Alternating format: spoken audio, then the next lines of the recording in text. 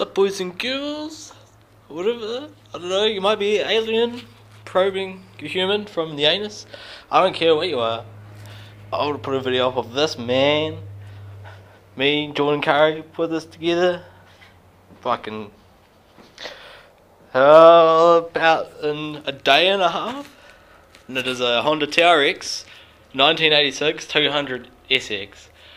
Which we're running about 8 pounds of boost through it, which probably, you know, not the best for it, but damn, it looks hoary and it's made hoary, but it's lasted.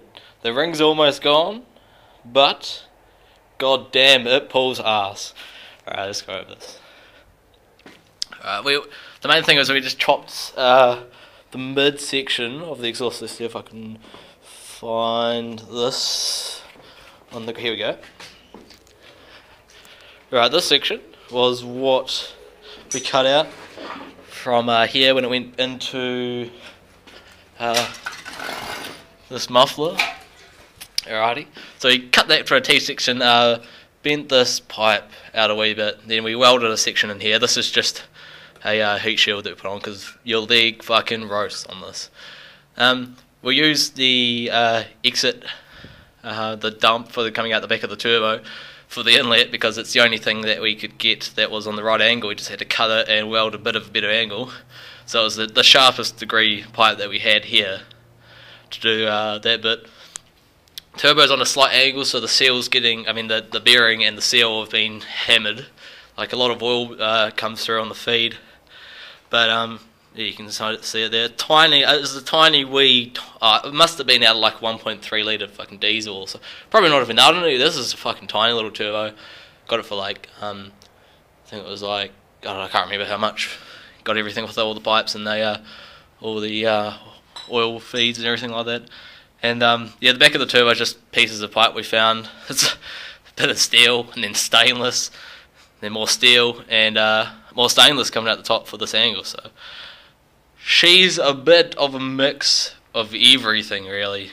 Got a wee boost gauge up here. Let me just turn that on because it can run everything off the 12-volt battery here. There you go. Turn the electrics on. There we go. So a nice wee boost gauge up here. The vacuum line goes under and then just around, so it's not getting any pull when you turn. It's fashioned quite well so it doesn't bounce around. I took like the back guards and stuff off like that because, you know, I couldn't be bothered making it fit for the turbo. So, you know, if we go over this side, we always see the intake of the turbo. So you can see the lead. It's very hard to see, it's kind of dark. Let's go down in from here. Here you can see the tube coming in here. It's just hose clamped with a radiator a radiator line. It's actually not like eating it inside. I've taken it off a few times and I do have more here to cut in it, but it doesn't seem to like eating the inside of the rubber yet, and it's handling the pressure. It hasn't cracked, which is weird. You know, 6 pound fucking push through this with a fuel mix. I thought it would have deteriorated and fucking cracked or something, but no, it's been alright. Everything else is more like that. It's just a regulator for the boost gauge here, just in case a bit of fuel comes down, it can't be pushed up into the gauge. Carb's just off the side here. It's standing up kind of straight. You put a carb too far down on the opposite angle, it just starts dumping out the float. So it's got to be on a correct angle for it to work. And then we just got a 90-degree section straight on to the inlet of the turbo. It looks a little bit squished, but enough air can get through it. And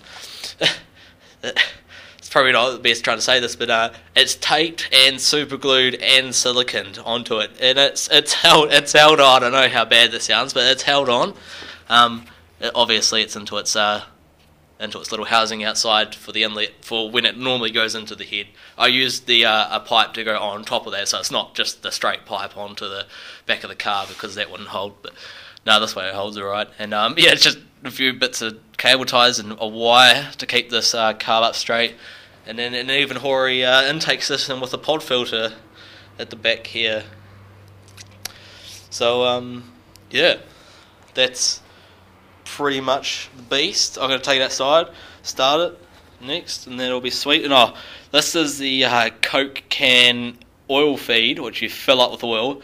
Lasts about, I don't know, just after an hour of riding before you have to stop because it, the oil returns into this one here.